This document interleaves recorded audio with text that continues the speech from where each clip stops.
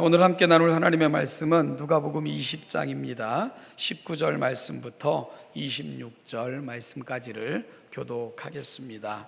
누가복음 20장 19절로 26절 말씀을 교독하는 방법으로 읽겠습니다.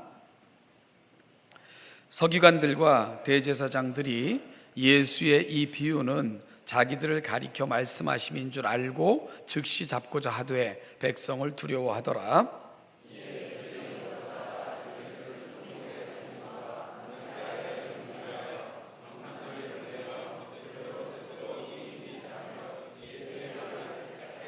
그들이 물어 이르되 선생님이여 우리가 아노니 당신은 바로 말씀하시고 가르치시며 사람을 외모로 취하지 아니하시고 오직 진리로서 하나님의 도를 가르치시나이다.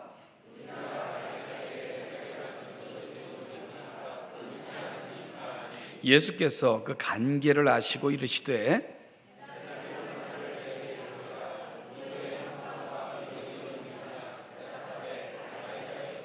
이르시되 그런즉 가이사의 것은 가이사에게 하나님의 것은 하나님께 바치라 하시니 그의 대답을 놀랍게 여겨 침묵하니라. 아멘. 책 한 권을 소개하면서 시작을 하겠습니다. 에릭 프롬의 그 소유냐 존재냐라는 책인데요. 이 책을 펼치면은 우리와 많은 면에서 좀 차이는 있지만 칼 마르크스의 말을 인용하면서 그의 글을 시작을 합니다. 이런 말인데요. 당신의 존재가 심의하면 심의할수록, 그리고 당신이 당신의 생명을 적게 표현하면 표현할수록 당신은 그만큼 더 소유하게 되고 당신의 생명은 그만큼 더 소외된다. 이것을 그의 사상의 전제로 갖고 이 소유냐 존재냐의 문제를 에릭 프롬은 풀어가고 있는 건데요. 한마디로 말하면 네 삶의 가치를 드러내는 게 너의 소유냐 아니면 존재 이유냐 하는 질문을 이 책에서 에릭 프롬은 하고 있는 것입니다. 그러면서 소유가 그 존재의 가치를 보여주는 척도가 아니라는 것입니다. 스펙이 있잖아요. 내 재산은 얼마고 내 학력은 얼마며 나는 어떤 것을 소유하고 있다 하는 스펙이 그 사람의 가치를 드러내는 것이 아니다 하는 말을 하면서, 소유는, 그 소유라는 것은 물질만 말하는 것이 아니고요, 내가 가지고 있는 모든 것들입니다. 즉 스펙인데요, 소유는 존재의 깊음과 상승을 이루기 위한 수단과 방법이어야 된다, 이런 권면을 합니다. 그래서 에릭 프롬은 소유와 존재의 차이를 이렇게 설명하는데요. 소유적 인간은 자기가 가진 것에 의존하는 반면 존재적 인간은 자신이 존재한다는 것, 자신이 살아있다는 것, 기탄 없이 응답할 용기만 지니면 새로운 무엇이 탄생하리라는 사실에 자신을 맡긴다. 이런 말로써 소유와 존재의 차이를 갖고 살아가는 인생을 설명합니다. 여러분, 그러면서 에릭 프롬은 이와 같은 원리들을 각 방면에 적용하여 풀어내는데요. 우선 이제 지식의 영역에서 소유와 존재의 차이를 이렇게 설명합니다. 존재 양식의 지구의 목표는 보다 깊이 아는 것인 반면 소유 양식의 지구의 목표는 보다 많이 아는 것에 있다. 이런 표현을 해요. 사람들이 이력에 자기의 어떤 여러 가지 스펙들을 적어 놓지 않습니까? 어느 학교에서 공부하여 어떤 학위가 있고 어떤 문화생에서 어떠한 과정을 거쳐 그런 걸 쭉 설명을 하잖아요. 그런데 이 소유적 인생은 소유함에 만족하는 그런 인생들은 스펙을 자랑한다는 겁니다. 그런데 존재적 가치를 드러내고 그것을 목표로 하는 인생은 스펙이 아니라 그 스펙이 나의 삶의 자리에서 나의 어떤 인격과 삶의 가치를 만들어냈는가에 관심을 기울인다는 거죠. 여러분, 이분은 그 신앙의 영역에도 이 소유 가치와 존재 가치를 비교하여 설명하는데 이런 말을 합니다. 소유 양식에서의 신은, 그러니까 소유를 가치로 여기는 사람들의 삶에 있어서 신은 하나의 우상이 된다. 예언자들이 말하는 의미로는 인간이 만들어낸 한낱 사물이며 인간은 그것에 자신의 힘을 투영함으로써 결국 스스로를 약화시키는 결과를 초래한다. 말하자면 인간은 자기가 만든 피조물에 굴종하게 되며 그럼으로써 소의 형태에 빠진 자신을 경험하게 된다. 어렵죠. 처음에 이 책을 읽을 때 이게 무슨 말인지 잘 이해가 안 됐었는데요. 요즘 어떤 특별한 계기로 이 책을 다시 한번 읽으면서 이 말들에 대해서 깊은 생각을 다시 추스릴 수밖에 없는 깊은 생각에 잠기는 그런 시간을 가질 수밖에 없었는데요. 이런 얘기입니다. 여러분, 소유함으로 나의 가치를 드러내고자 하는 사람들은 더 많은 것들을 소유하고자 노력을 하는데 그러다 보면 신조차도 우리 욕망 충족의 대상이 된다는 거예요. 그거는 진정한 종교가 아니고 신앙이 아니며 그것은 우상이다 라고 얘기를 하는 겁니다. 그것은 더 많은 돈, 더 많은 것을 소유하고자 하는 또 다른 욕심의 발로일 수밖에 없다, 이런 얘기를 하는 것입니다. 여러분, 기도 많이 하면 신앙이 좋으냐? 그렇지 않을 확률이 많아요. 제대로 알고 기도할 때만 그것이 하나님과의 깊은 만남이 되는 거지 또 다른 내 욕망의 발로가 기도가 될 수도 있는 거거든요. 그것은 우리가 올바른 신앙을 갖지 않으면 그런 현상이 이룰 수밖에 없다는 것을 이 저자는 그 책에서도 지적해 주고 있는 것입니다. 말씀드린 것처럼 에릭 프롬의 소유냐 존재냐, 이 책을 요즘 다시 읽으면서 깊은 생각에 잠기는 시간들이 많아졌는데요. 특별히 요즘 우리가 나누고 있는 이 누가복음과 관련해서 이 책을 다시 한번 읽으면서 요즘 예수님께서 예루살렘에 입성하셔서 만났던 그 많은 사람들이 있지 않습니까?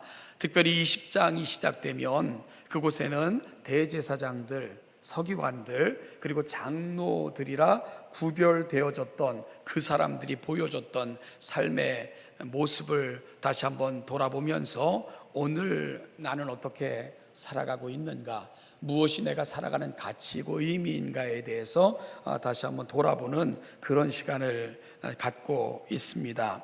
여러분, 오늘 본문은 위에서 언급한 인물들이 보여주고 있는 참으로 안타까운 모습을 누가가 기록하고 있습니다. 우리는 지난 시간에 주님께서 들려주셨던 포도원 농부의 비유에 대해서 살펴보았습니다. 비유에 등장하는 한 사람, 물론 포도원 주인이죠. 이 사람은 타국에 가서 오래 거하게 되자 농부들에게 그 포도원을 경작하는 데 대한 세를 받기로 하고 약속하고는 그렇게 이제 농부들에게 위임하고는 떠나게 됩니다. 그리고 오랜 세월 후에 약속한 때가 이름에 포도원 주인은 종들을 보내서 약속한 세를 보내라고 농부들에게 말합니다. 그러나 그 악한 농부들은 종들이 도착할 때마다 때로는 때리기도 하고 능욕하기도 하고 수치를 당하게 함으로, 그리고 빈손으로 돌려보내는 일들을 계속 행하게 되죠. 고민이 깊어진 주인은 마지막으로 그 아들을 보내게 됩니다. 그러면서 생각을 합니다. 저들은 내 아들은 거절하지 않겠지 하는 생각으로 그 아들을 농부들에게 보내게 된 것입니다. 그런데 농부들이 보여준 모습은 뭡니까? 아들이 온다는 소식을 듣고는 긴급하게 모여서 회의를 합니다. 그리고는 어떤 결론에 도달했냐 하면 저가 상속자 아니냐, 따라서 저를 죽인다면 이 포도원은 자연스럽게 우리의 것이 될 것이다, 왜냐하면 상속자가 없어졌기 때문이다 하는 악한 계획들을 세우고는 포도원 주인의 아들이 도착하자 그 아들을 포도원 밖으로 끌어내서 아들을 죽이는 이런 만행을 농부들이 저지르게 되는 것이지요. 여러분, 여기까지 비유를 베푸신 예수님께서는 이 말씀을 듣고 있는 자들에게 이렇게 질문하셨습니다. 자, 그러면 포도원 주인이 이 농부들을 어떻게 하겠느냐, 이런 질문 말입니다. 그러면서 당연한 답을 예수님께서 스스로 그 말씀을 듣고 있는 자들에게 내놓으셨습니다. 와서 진멸하고 그 포도원을 다른 사람들에게 주리라. 사람들은 그와 같은 결론을 말씀하시는 예수님에 대해서 이렇게 요청을 하죠. 그와 같이 되지 않기를 원합니다. 그러자 예수님께서는 결론적으로 이렇게 말씀하셨습니다. 건축자들의 버린 돌이 모퉁이의 머릿돌이 되었다는 시편 118편 말씀을 너희들이 알지 못하느냐. 아들을 죽인 자나 거절한 자는 그 농부, 그 포도원 주인의 그 호의를 결코 받을 수 없는 거다라는 말씀을 통해서 이 땅에 오신, 구원을 위해 보내신 아버지 하나님의 뜻대로 오신 자신을 향한 하나님의 거룩한 뜻을 이 비유를 통해서 드러내 보여주시고자 하셨습니다. 여러분, 이것이 지난주에 살폈던 비유의 내용입니다. 그리고 저는 이 비유를 설명하면서 포도원 주인은 하나님이시고 그 아들은 이 땅에 오신 예수님이시며 농부들은 예수님의 말씀을 들으면서도 당신이 무슨 권세로 이런 가르침을 행하느냐, 도대체 누가 너에게 이런 권세를 주었느냐고 공공연하게 그 가르침을 방해했던 대제사장들과 서기관들과 장로들이라고 말씀을 드렸습니다. 그리고 누가는 그의 복음서 20장 19절에서 서기관들과 제사장들이 예수의 이 비유는 자기들을 가리켜 말씀하신 줄을 알았다 하는 표현을 통해서 예수님의 비유를 베풀어 설명하실 때에 대제사장들, 서기관들, 장로들은 우리 보고 들으라는 말씀이구나 하고 깨달았던 사실을 기록하여 전해주고 있습니다. 여러분, 그러면서 저는 이 말씀 끝에 하나님의 말씀에 대한 성도들의 태도가 어떠해야만 됩니까? 하는 도전을 여러분들에게 드렸었습니다. 성경을 읽거나 설교를 듣거나 성경을 공부할 때, 혹은 여러분들이 마음의 소원을 가지고 부흥회나 아니면 특별한 말씀 집회 이런 것들에 참석을 하시거나 아니면 누군가와 깊은 신앙의 대화를 할 때 성령께서는 우리 마음에 깨달음을 주시거나 강력하게 역사하시는 순간이 있습니다. 어떤 때는 내 살아왔던 삶을 돌아보게도 하시고요. 그리고 또한 내가 어떻게 살아가야 될 것인가에 대한 거룩한 감동이 밀려오기도 하고요. 때로는 큰 찔림으로 인하여 내 감정이 상하는 그런 경험을 할 때도 있습니다.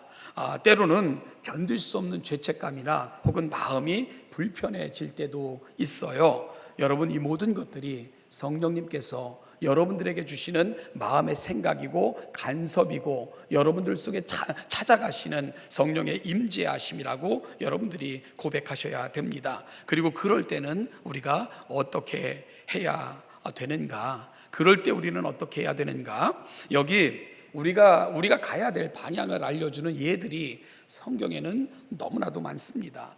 우리가 창세기를 펼치면은 최초에 이 땅에 태어난 가인과 아벨의 이야기가 전해지고 있죠. 여러분, 가인은 자신의 제사가 거절되어지자 그 마음속에 왜 내 동생의 제물은 받으시고 내 제물은 받으시지 않은 거야 라는 마음의 불만이 생기기 시작을 하죠.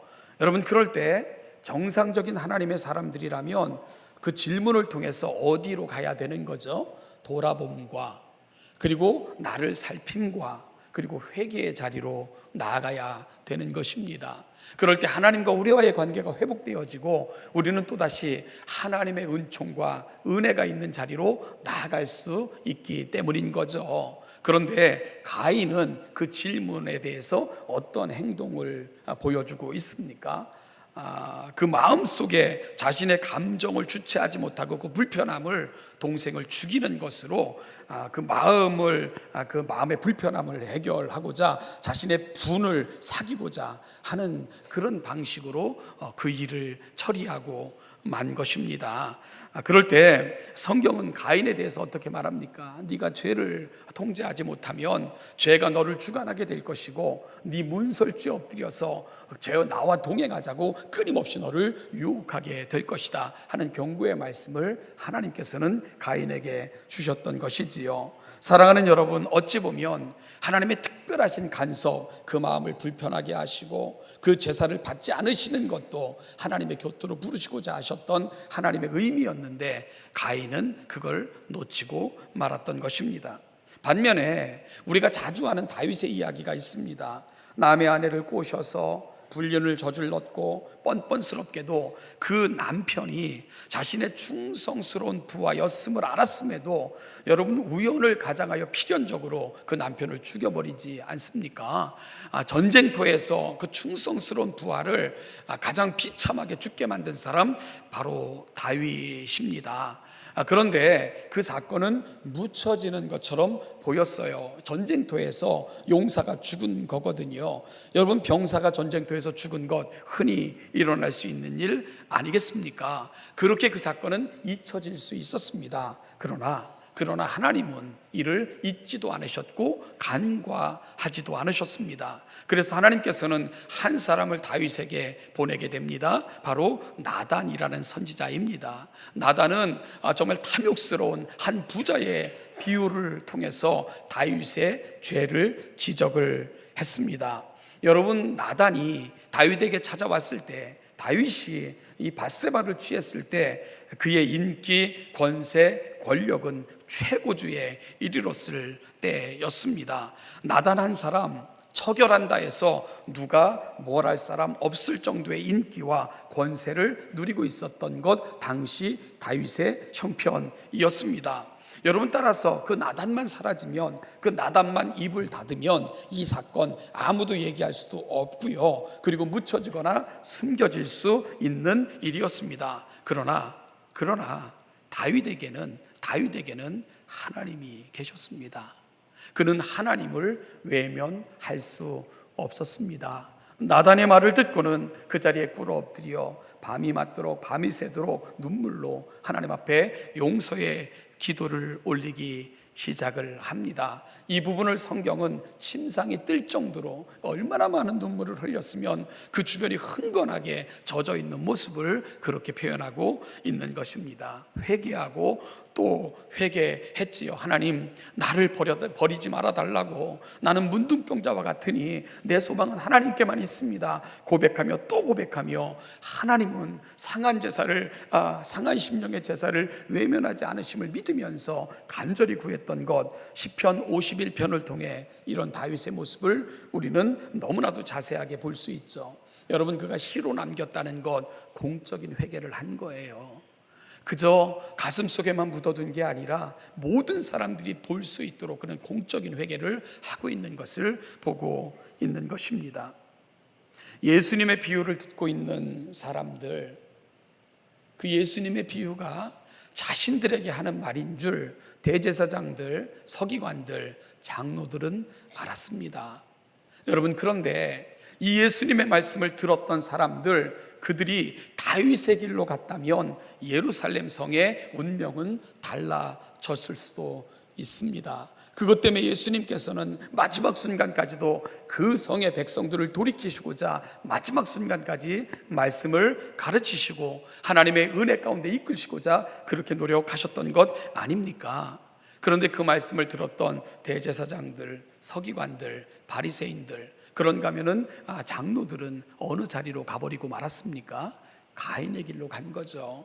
그래서 결국은 그 말을 하고 있는 마음에 찔린 바 된 그 사실을 붙들고는 부들부들 떨면서 결국은 그런 말을 전하고 있는 예수를 죽이고자 흉계를 꾸몄고 결국은 그 예수를 죽임으로 그 사건을 마무리하고자 했던 것이 오늘 본문에서 만나고 있는 사람들의 모습인 것입니다. 여러분, 결국은 그들은 가인의 길로 가버리고 만 것이죠. 마음의 찔림, 그 찔림에 대하여 그들은 타인에게 모든 것을 전가하는 방식으로 그 분을 풀어내는 어리석은 길로 가고 말았던 것입니다. 그래서 오늘 본문 20절은 너무나도 가슴 아프고 안타까운 국면으로 전환되는 시점을 보여주고 있는데요. 바로 찔림을 받은 사람들, 그들이 어떤 짓을 하고 있습니까? 정탐꾼들을 고용하는 것입니다. 그리고 그들을 자기들 대신하여 예수가 말씀을 가르치는 그 자리로 파견을 보내는 거예요. 그리고는 기회를 엿보다가 예수 그리스도를 난감함에 빠뜨려서 그를 고소할 이유를 찾아라 하면서 그 정탐꾼들을 예수에게로 보내게 된 거예요. 20절에서 표현하고 있는 것처럼 그들이 그랬던 이유가 뭡니까? 총독의 다스림과 권세 아래에 넘기고자 함이라. 여러분, 당시 유대인들에게는 사형 집행권이 없었습니다. 따라서 로마 정부 관료의 힘을 빌어 예수를 처형하고자 그들은 정탐꾼을 예수가 말씀을 가르치는 자리로 그렇게 보냈던 것입니다. 이렇게 유대 지도자들부터 고용된 정탐꾼들은 예수님이 가르치시는 자리에 침투를 합니다. 그리고는 예수님의 말씀을 귀담아 듣는 척 하면서 이런 질문을 하게 되는 거예요. 먼저 예수의 환심을 사기 위해, 그리고 그곳에 모여있는 사람들을 현혹시키기 위해 다음과 같은 아첨 어린 말을 예수 그리스도에게 전합니다. 선생님이요, 우리가 아노니 당신은 바로 말씀하시고 가르치시며 사람을 외모로 취하지 아니하시고 오직 진리로서 하나님의 도를 가르치십니다. 그래서 내가 묻겠습니다. 내가 궁금해서 묻는 건데요, 선생님은 바르게 대답해 주실 줄로 압니다. 그러면서 어떤 질문을 하죠? 우리가 가이사에게 세를 바치는 것이 옳습니까? 옳지 않습니까? 이런 질문을 한 것입니다.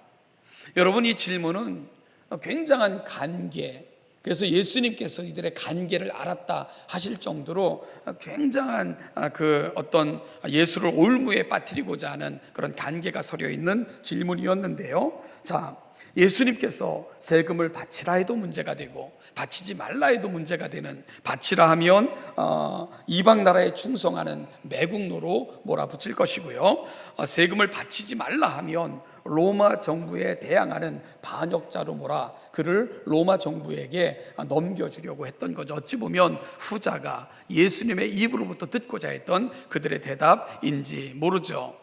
누가는 예수께서 그 간계를 아셨다고 설명을 합니다. 즉, 그들은 지금 예수를 올가맬 올무를 놓은 것입니다. 예수님은 이렇게 그들에게 대답을 하셨습니다. 데나리온 하나를 내게 보이라.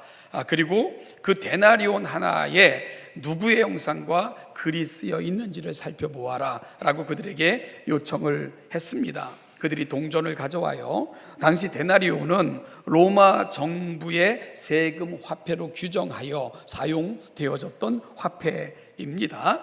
여러분, 그들이 데나리온을 보이면서 예수님에게 대답을 합니다. 가이사의 것입니다 라고 대답을 했어요.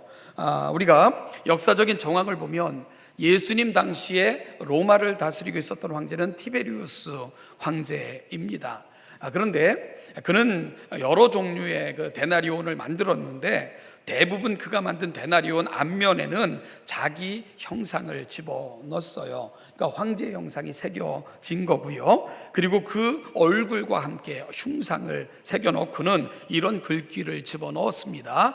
티베리우스 시저, 신 아우구스투스의 아들이라는 글귀를 집어넣었어요. 무슨 말입니까? 자기는 신의 아들이다. 따라서 자기가 신이다. 경배의 대상으로 그렇게 자신을 소개하고 있는 거예요.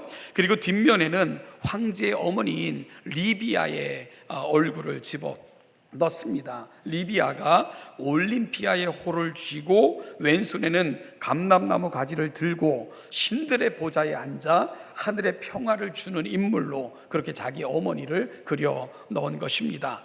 결국 이 주화를 통해서 이 로마의 황제 티베리우스가 하고자 했던 일이 뭐냐 하면 모든 사람들에게 자신은 신이며 그리고 이 땅에 평화를 가져다 주는 인물로 자신을 소개하고 있었던 것입니다. 여러분, 예수님께서는 그 동전이 누구의 형상과 누구의 글이 쓰여져 있는가를 물으시고는 가이사의 것이라고 대답하는 그 청중들을 향해 이렇게 오늘 우리에게 너무나도 익숙한 답을 주셨습니다. 그게 뭡니까? 가이사의 것은 가이사에게, 하나님의 것은 하나님께 바치라. 사실이요, 이 본문을 헬라어 원문으로 살펴볼 것 같으면 가이사의 것과 하나님의 것 사이에는 영어로 번역하면 and라고 번역될 수 있는 카이라는 이 접속사가 들어 있습니다. 이 카이라는 말은 그리고가 본래 익숙하게 사용되는 단어인데요, 어떤 때는 비교할 때는 그러나라는 뜻으로 사용되기도 합니다. 우리가 문맥적으로 살펴볼 때 이 카이라는 단어는 그러나라고 해석하는 것이 좀 더 합당해 보입니다. 따라서 본문의 정확한 의미를 이 단어 하나하나를 다 살펴서 번역해 보면 가이사의 것은 가이사에게, 그러나 하나님의 것은 하나님에게 바치라, 이런 말이 본문이 갖고 있는 더 정확한 의미일 것입니다. 사랑하는 여러분, 그러면 가이사의 것은 가이사에게, 하나님의 것은 하나님에게 바치라, 이게 도대체 무슨 말입니까? 종교와 정치는 분리되어 있는 거다, 이런 말씀을 하고 계신 걸까요? 세상과 교회는 분리되어져 있는 것이기 때문에 합하여질 수 없다는 것을 예수님께서 말씀하고 싶어 하시는 걸까요? 여러분, 그렇지 않아요. 이 본문을 잘 해석하려면 이 비유를 문맥을 따라서 우리가 추적해 가면서 설명을 해 볼 수 있어야 됩니다. 먼저 말씀드린 것처럼 이 비유가 등장하게 된 배경이 뭡니까? 바로 포도원 농부 비유 아니겠습니까? 이 비유를 들은 대제사장들과 서기관들과 장로들이 분한 마음을 품고 예수를 죽이고자 하는 악한 생각으로 정탐꾼을 고용하여 간계를 부리기 위해 한 질문이 바로 우리가 가이사에게 세금을 바치는 것이 옳습니까? 아니면 그럽니까? 하는 질문을 하고 있는 거죠. 따라서 포도원 농부의 비유가 이 말씀에 대한 배경으로 제시되고 있는 것이 오늘 본문이 가고 있는 방향입니다. 그렇다면 정탐꾼들을 고용하면서까지 예수 그리스도를 죽이고자 했던 자들, 즉 포도원 농부의 비유에서 농부로 비유되어진 대제사장들과 서기관들과 장로들은 도대체 어떤 사람들입니까? 여러분, 그 비유에서 이들은 어떻게 나타나고 있죠? 마땅히 드려야 될 포도원 주인에게 세를 드리는 것조차 거절했던 자들로 이들이 표현되고 있지 않습니까? 우리가 본문을 조금 더 앞으로 당겨서 살펴볼 것 같으면 예수님이 예루살렘에 입성하셔서 첫 번째 하셨던 사역이 성전을 정화하는 사역이었습니다. 여러분, 성전 정화 사역에서 대제사장들과 그리고 서기관들과 이 장로들은 어떠한 일을 저질렀던 사람들입니까? 하나님이 내 집은 만민의 집이라 모든 민족이 내 앞에 나와 나를 만나고 나의 은혜를 경험하고 내 백성으로 세워지기 위해 내가 성전을 허락했노라 라고 말씀하시는 그 하나님의 말씀과 뜻을 외면하고는 이방인의 뜰에 정말 장사치들의 그 상을 설치하게끔 돈을 받고 만들어주고, 그리고 그들로부터 온갖 명목의 세금을 받으면서 부를 만들어냈던 사람들이 바로 오늘 본문에 등장하고 있는 대제사장들, 서기관들, 바로 장로들입니다. 여러분, 이들은 하나님의 성전조차도 장사꾼들의 그리고 도적들의 소굴로 만들었던 사람들, 이들이 바로 이 말씀을 듣고 있던 사람들이라는 거예요. 그러니 찔리는 거죠. 그러니 마음이 불편한 것입니다. 여러분, 그러면 어떻게 해야 된다고요? 회개해야 된다는 거예요. 말씀으로 돌아가야 된다는 겁니다. 그런데 그들을 불편하게 만드는 예수를 죽이는 방식으로 이 문제를 해결하고자 했던 것입니다.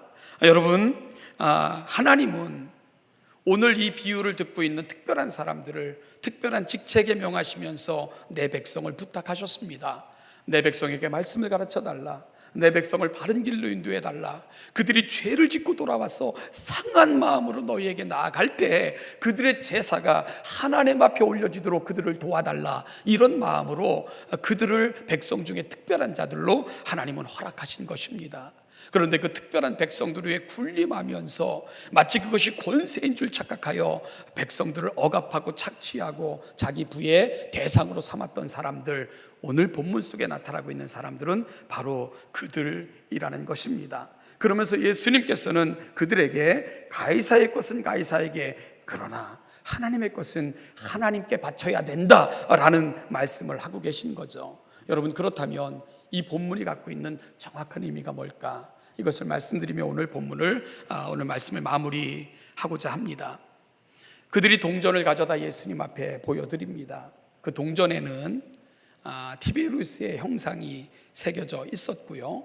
그리고 나 티베리우스는 신의 아들이다 하는 글과 내 어머니는 너에게 평화를 가져다 줄 수 있는 분이다 하는 글귀를 적어 놨습니다. 여러분, 그 주화가 통용되어지는 곳, 그곳은 바로 황제의 지배권 가운데 있다는 거예요. 그것이 바로 주화에다가 형상을 새겨 넣는 이유입니다. 고대에서 어느 곳에 형상을 설치한다는 것, 그리고 형상을 세운다는 것은 이곳이 바로 이 형상의 지배권 가운데 있는 곳이다 하는 것을 의미하는 거예요. 따라서 그 주화를 사용하면 세금을 내는 게 마땅한 것입니다. 여러분, 조상들이 못나서 지배하에 있다 할지라도 그 주화가 통용되어지는 곳은 그 주화에 그려진 형상의 지배권 가운데 놓여 있는 곳이기 때문에 예수님은 세금을 내지 말아야 된다 말씀하시는 게 아니라 마땅히 세금을 내야 된다라고 말씀을 하시는 거예요. 그런데 여기서 문제가 생기잖아요. 그래요, 가이사의 주화에는, 그가 만든 주화에는 그의 형상이 새겨져 있기 때문에 그 나라가 누구의 것인지 분명해요. 그런데 하나님의 것은 하나님에게, 그럴 때 하나님은 주화가 없잖아요. 자신의 형상을 새겨놓은 주화가 없잖아요. 여러분, 그렇다면 도대체 무엇을 가지고 하나님 앞에 바치라고 얘기하는 겁니까? 앞뒤가 잘 이렇게 대조되지 않는 것으로 예수님은 말씀을 하고 계신다는 느낌이 들지 않습니까? 여기서 우리가 아주 중요한 것을 놓치면 안 된다는 것입니다. 그것은 바로 창조를 통해서, 그리고 하나님의 말씀을 통해서 끊임없이 보여주셨던 하나님의 마음입니다. 그리고 대제사장들과 서기관들과 장로들은 그 말씀에 너무나도 익숙했던 사람들이고, 그 말씀을 붙들고 하나님을 섬기며 그 말씀을 가르치고 그 말씀으로 백성들을 지도하라고 특별한 직책에 임명되어졌던 자들입니다. 그래서 그들은 그걸 알아요. 뭘 합니까? 자신들이 하나님의 형상이라는 것, 하나님의 백성들이 서 있는 모든 곳은 바로 하나님의 통치 영역이라는 것, 성경은 그것을 처음부터 끝까지 이야기하고 있거든요. 하나님은 사람의 손으로 만든 형상이 아니라 하나님이 직접 만든 그분의 형상들을 통해 하나님을 드러내 보여주시기를 원하시고 계셨던 것, 그것이 바로 성경에서 끊임없이 말씀하시고 계신 성경의 일관된 사상입니다. 그런데 오늘 예수님 앞에 서 있는 사람들은 누굽니까? 눈에 보이는 형상, 그 작은 주화에 담겨져 있는 형상 앞에는 쩔쩔매면서 세금을 바쳐야 되냐 말아야 되냐, 어떻게 하면 덜 바칠까를 고민하면서도 온 우주 만물의 주인이시고 온 세상을 통치하시며 햇빛을 주시고 공기를 주시고 생명을 주시고 우리 삶의 모든 것을 주관하시는 그 하나님 앞에서 너희들이 그와 같은 모습으로 살아가고 있느냐? 예수님은 그 질문을, 그 말씀 듣고 있는 사람들에게 하고 계신 것입니다. 결국은 세금을 내느냐 마느냐의 문제가 아니라 너희들은 어떤 자들이냐, 너희들은 지금 어떻게 살아가고 있느냐, 예수님은 소유가 아닌 존재에 대한 질문을 하고 계신 것입니다. 에릭 프롬은 소유양식이 강한 사람들에게는 신조차도 우상이 된다고 간파를 했습니다. 여러분, 그들은 신조차도 우상인 거예요. 그 이름으로, 그리고 그에게 주신 직책 가지고 또 다른 우상을 만들어내는 사람들, 예수님은 그걸 아파하고 계신 것입니다. 따라서 오늘 본문이 가는 자리, 가이사에게 세금을 바쳐야 되느냐 아니냐의 문제가 아니라 예수님은 너희들은 누구니? 하나님이 왜 너희들을 이 땅에 내셨냐? 그리고 우리가 살아가는 삶의 자리에서 우리가 정말 경외하며 두려워하며 우리가 섬겨야 되고, 단순히 주화를 드리고 안 드리고의 문제가 아니라 우리 삶 전체를 통해서 존귀함을 갖고 드러내야 될 영광의 주인은 도대체 누구냐? 하나님 아니시냐? 그 하나님 아니시냐? 그런데 그 하나님이 우리에게는 로마 황제만도 못하단 말이냐? 이 말씀을 예수님께서는 주고 싶으셨던 것입니다. 사랑하는 신원예담교회 성도 여러분, 우리는 매일매일 세금과 싸우고 어쩌면 살아가실 거예요. 우리가 이 땅을 살아가는 모든 순간 발걸음은 세금과 관련되어 있습니다. 왜 세금을 냅니까? 이 땅에서 이 땅의 것들로, 그리고 이 땅의 제도, 이 땅의 것들을 신세지기 때문에 신세 갚으라, 그게 세금 아니겠어요? 그런데 그 세금에 대해서는 얼마나 민감합니까? 그런데 햇빛을 주시고 공기를 주시고 생명을 주시고 영원한 생명까지 예비하시고 우리를 맞이하시겠다고 약속하신 그 하나님 앞에 우리는 무엇을 올려드리고 있습니까? 사랑하는 여러분, 하나님이 받고 싶으신 것, 주화를 만드시지 않은 것, 돈을 원하시는 것이 아니라 내 마음에 우러나오는 감사와 내가 하나님 앞에 올려드리는 찬송과 내 모든 생명이 하나님의 것임에 내 살아가는 삶의 자리에서 하나님만을 영광스럽게 그 이름을 높이며 살기를 소망한다는 그 간절한 열망, 하나님 그것을 듣고 싶지 않으시겠습니까? 가이사의 것은 가이사에게, 그러나 하나님의 것은 하나님에게. 사랑하는 여러분, 오늘 우리가 살아가는 자리에서 그분의 말씀을 통해 우리 삶의 내용들이 다시 점검되어지는 귀하고 복된 아침 되시기를 주님의 이름으로 축복합니다. 기도하겠습니다. 하나님 아버지, 은혜와 사랑을 감사합니다. 오늘 이 아침 우리가 참 많은 영역에서 몸담고 살아갑니다. 그럴 때마다 우리는 대가를 지불하고 우리의 삶을 살 수밖에 없습니다.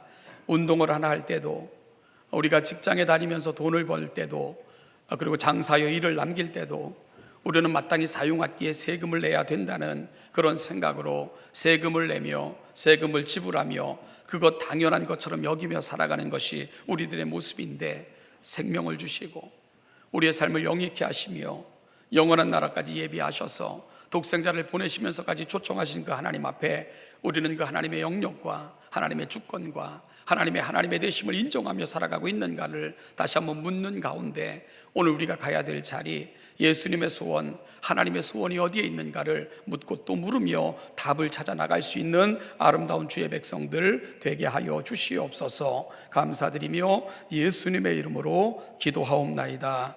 아멘.